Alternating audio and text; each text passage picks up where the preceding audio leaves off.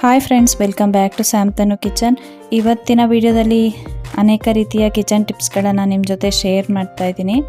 ವಿಡಿಯೋನ ಲಾಸ್ಟ್ ತನಕ ನೋಡಿ. ಮೊದಲನೇದಾಗಿ ನಾನಿಲ್ಲಿ ಕರಿಬೇವು ಸೊಪ್ಪನ್ನ ತೊಗೊಂಡಿದ್ದೀನಿ. ಒಂದು 6 ಇಲ್ಲಾಂದರೆ 8 ಎಲೆಗಳಷ್ಟು ನಾವು ತಗೋಬೇಕು.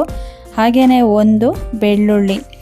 ಈ ರೀತಿ ಬೆಳಿಗ್ಗೆ ಇದನ್ನು ನಾವು ಖಾಲಿ ಹೊಟ್ಟೆಯಲ್ಲಿ ತಿನ್ನೋದ್ರಿಂದ ಎರಡನ್ನೂ ಕೂಡ ಒಟ್ಟಿಗೆ ನಾವು ಅಗ್ದು ಬಿಟ್ಟು ತಿನ್ನಬೇಕು ನೀಟಾಗಿ. ಈ ರೀತಿ ತಿಂದು 1 ಲೋಟ ನೀರು ಕುಡಿಬೇಕು. ಈ ಥರ ಮಾಡೋದ್ರಿಂದ ಕೂದಲು ಉದುರೋ ಸಮಸ್ಯೆ ಇದ್ದರೆ ಅದು ಖಂಡಿತವಾಗ್ಲೂ ಕಡಿಮೆ ಆಗ್ತಾ ಬರುತ್ತೆ. ಹಾಗೆಯೇ ಕಣ್ಣಿನ ಸಮಸ್ಯೆಗಳಿದ್ದರೆ ಅದಕ್ಕೆ ಕೂಡ ಕರಿಬೇವು ಸೊಪ್ಪು ತುಂಬಾ ಒಳ್ಳೆಯದು. ಹಾಗೆ ಸಕ್ಕರೆ ಕಾಯಿಲೆ ಇದ್ದರೆ ಅವರಿಗಂತೂ ತುಂಬಾ ಒಳ್ಳೆಯದು. ಹಾಗೆ ಬೆಳ್ಳುಳ್ಳಿ ಕೂಡ ಹಾಗೆ ಕೊಲೆಸ್ಟ್ರಾಲ್ ಇದ್ದರೆ ಅದು ಕಡಿಮೆ ಆಗ್ತಾ ಬರುತ್ತೆ. ಹಾಗೆ ಬೊಜ್ಜಿನಂಶ ಯಾರಿಗಿರುತ್ತೆ ನೋಡಿ ಜಾಸ್ತಿ, ಅವರು ಕೂಡ ಬೆಳ್ಳುಳ್ಳಿನ ತಿಂದರೆ ಅದು ಕೂಡ ಕಡಿಮೆ ಆಗ್ತಾ ಬರುತ್ತೆ. ಡೈಲಿ ರುಟೀನಲ್ಲಿ ನಾವು ಈ ರೀತಿ ಟಿಪ್ಸ್ಗಳನ್ನು ಮಾಡ್ಕೊಬಂದರೆ ನಮ್ಮ ಹೆಲ್ತಿಗೆ ತುಂಬಾ ಒಳ್ಳೆಯದು. ತುಂಬಾ ಒಳ್ಳೆ ಹೆಲ್ತ್ ಬೆನಿಫಿಟ್ ನಮಗೆ ಸಿಗುತ್ತೆ. ಡೈಲಿ ರುಟೀನಲ್ಲಿ ಈ ರೀತಿಯ ಅಭ್ಯಾಸಗಳನ್ನು ನಾವು ಬೆಳೆಸ್ಕೋಬೇಕು. ಅಭ್ಯಾಸ ಆಗೋ ತನಕ ಸ್ವಲ್ಪ ಕಷ್ಟ ಆಗುತ್ತೆ. ಆಮೇಲೆ ಅಭ್ಯಾಸ ಆದಮೇಲೆ ಗೊತ್ತಾಗ್ತಾ ಬರುತ್ತೆ ನಮಗೇನೆ ನಮ್ಮ ಹೆಲ್ತಲ್ಲಿ ಏನು ಡಿಫ್ರೆನ್ಸ್ ಆಗ್ತಾ ಇದೆ ಅಂತ. ಇದನ್ನು ಕರಿಬೇವು ಸೊಪ್ಪು ತಿನ್ನೋದ್ರಿಂದ ಕೂದಲು ಉದುರೋ ಸಮಸ್ಯೆ ಅಂತೂ ತುಂಬಾ ಕಡಿಮೆ ಆಗ್ತಾ ಬರುತ್ತೆ. ಬೇಕಿದ್ರೆ ಟ್ರೈ ಮಾಡಿ ನೋಡಿ, ನೀವೇ ರಿಸಲ್ಟ್ನ ಆಮೇಲೆ ಹೇಳ್ತೀರಾ. ಅಡುಗೆ ಮನೆಯಲ್ಲಿ ಬಳಸುವಂಥ ಬಟ್ಟೆಗಳು ತುಂಬಾ ಜಿಡ್ಡಾಗಿರುತ್ತೆ. ಯಾಕಂದರೆ ನಾವು ಒರೆಸ್ತಾನೆ ಇರ್ತೀವಿ. ಹಾಗಾಗಿ ಅದನ್ನು ಕ್ಲೀನ್ ಮಾಡೋದಂತೂ ತುಂಬಾ ಕಷ್ಟ.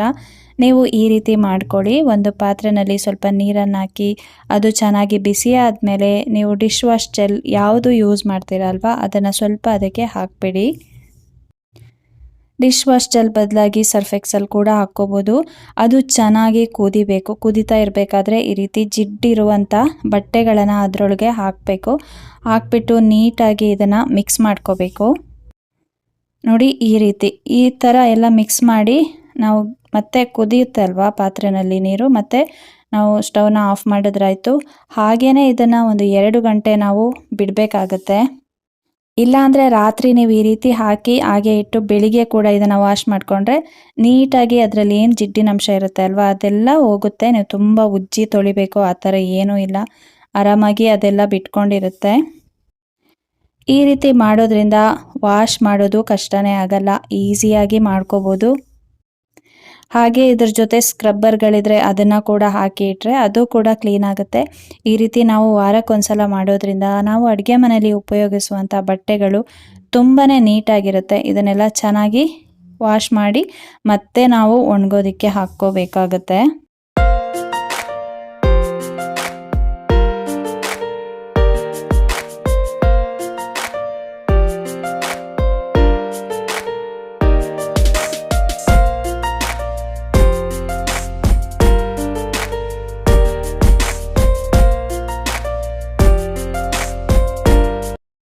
ಕೆಲವೊಂದು ಸಲ ಮನೆಯಲ್ಲಿ ಚಿಕ್ಕ ಚಿಕ್ಕ ಹುಳುಗಳು ಸೇರ್ಕೊಬಿಟ್ಟಿರುತ್ತೆ, ಹಾರಾಡ್ತಾ ಇರುತ್ತೆ ಚಿಕ್ಕ ಚಿಕ್ಕ ಹುಳುಗಳು.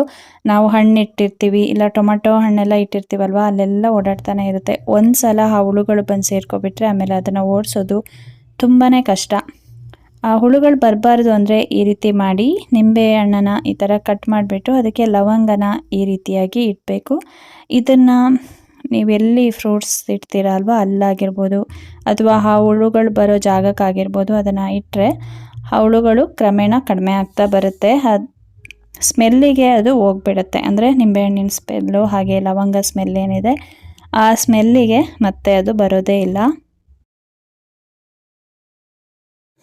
ಸ್ನ್ಯಾಕ್ಸ್ಗಳನ್ನು ತಂದಿರ್ತೀವಿ, ಅದನ್ನು ಯೂಸ್ ಮಾಡಿಕೊಂಡು ಸ್ವಲ್ಪ ಉಳಿದಿರುತ್ತೆ ಅಂದ್ಕೊಳ್ಳಿ, ಅದಕ್ಕೆ ಈ ರೀತಿ ರಬ್ಬರ್ ಬ್ಯಾಂಡ್ನ ಕಟ್ಟಿ ಎಲ್ಲೋ ಒಂದು ಕಡೆ ಇಟ್ಟಿರ್ತೀವಿ. ಮತ್ತು ಅದು ನಮಗೆ ನೆನಪೇ ಆಗೋದಿಲ್ಲ ಎಲ್ಲಿ ಇಟ್ಟಿರ್ತೀವಿ ಅಂತ. ನಾವು ಮತ್ತೆ ನೋಡಿದಾಗ ಅದು ಮೆತ್ತಗಾಗಿರುತ್ತೆ, ಇಲ್ಲ ಅಂದರೆ ಹಾಳಾಗಿರುತ್ತೆ, ಇಲ್ಲ ಅದರ ವ್ಯಾಲಿಡಿಟಿನೇ ಮುಗ್ದೋಗಿರುತ್ತೆ. ಆ ರೀತಿ ಆಗಬಾರ್ದು ಅಂದರೆ ಖಾಲಿ ಇರೋ ಒಂದು ಕಂಟೈನರಲ್ಲಿ ನಾವು ಇದನ್ನು ಹಾಕಿ ನಮಗೆ ಕಣ್ಣಿಗೆ ಕಾಣೋ ಜಾಗದಲ್ಲಿ ಮುಂದೆನೇ ಇಟ್ಟರೆ ಅದು ಬೇಗ ಖಾಲಿ ಆಗಿಬಿಡುತ್ತೆ. ಹಾಗೆ ವೇಸ್ಟ್ ಕೂಡ ಆಗೋದಿಲ್ಲ, ಹಾಗೆ ಸೇಫಾಗಿರುತ್ತೆ. ಫ್ರೆಂಡ್ಸ್, ಇದೇ ರೀತಿಯ 10 ಹಲವು ಟಿಪ್ಸ್ಗಳೊಂದಿಗೆ ನಿಮ್ಮ ಮುಂದೆ ಬರ್ತಾನೆ ಇರ್ತೀನಿ. ವಿಡಿಯೋ ಇಷ್ಟ ಆಗಿದ್ದರೆ ಒಂದು ಲೈಕ್ ಮಾಡಿ, ಶೇರ್ ಮಾಡಿ, ಕಮೆಂಟ್ಸ್ ಮಾಡಿ, ಹಾಗೆ ಸಬ್ಸ್ಕ್ರೈಬ್ ಮಾಡ್ಕೊಳ್ಳಿ. Thank you friends, thanks for watching. Thank you.